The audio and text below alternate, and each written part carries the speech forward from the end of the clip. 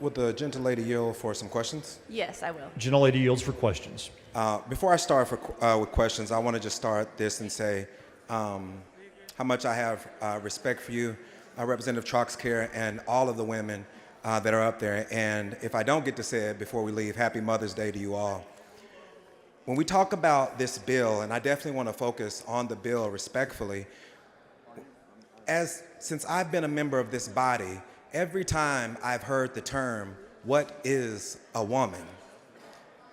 It was usually behind or in front of a comment that was specifically related to attacks on transgender and non-binary people. And so I want to ask this question: why in the first part of your bill there is so much definition around, as Chairwoman Gonzalez talked about, being stronger, being faster. And when I talk about stronger, this lady right here is much stronger than me.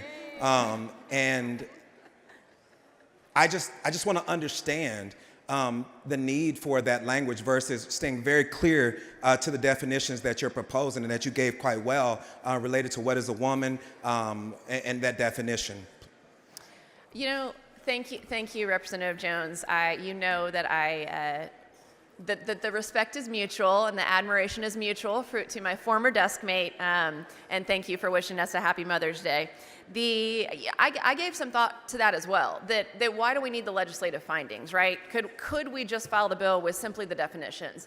But ultimately, as I looked at the 13 other states that had adopted this bill, as I considered what the reasons were for adopting this bill, I ultimately felt like it was important to include findings about why biological differences matter. To me, this is a preamble of exactly why we do need this bill, why we do need to recognize that there are immutable differences between males and females, and why that has led to such a long and hard fight for equality.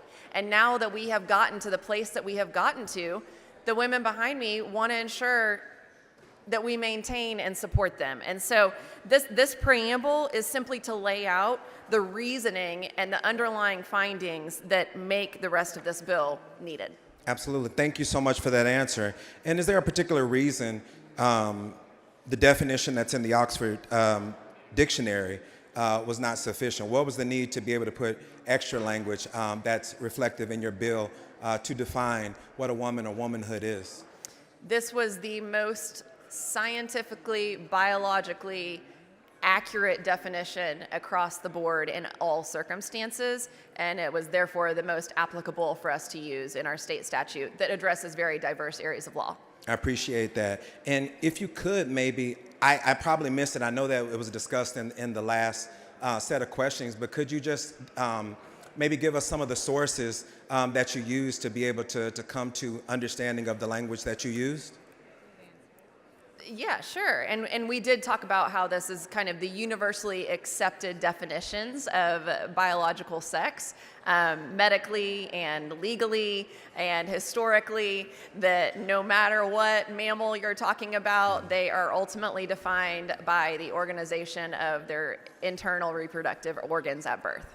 Okay. And so moving to the second page of your bill, is there a reason the language, particularly on lines 5 and 6, in the context of biological sex, equal does not mean the same or identical? Could you explain a little bit about the necessity for that language in your legislation? Sure, and I think that it talks in that next line right there, there are legitimate reasons to distinguish between the sexes with respect to athletics, prisons, and other correctional facilities, domestic violence shelters, rape crisis centers, locker rooms, restrooms, and other areas where biology, safety, or privacy are implicated. Okay. And last, because I know that there are several questions and I want to give my colleagues the opportunity to talk with you about this bill, was there a specific reason that the language regarding mothers and fathers was used as definitions in your legislation?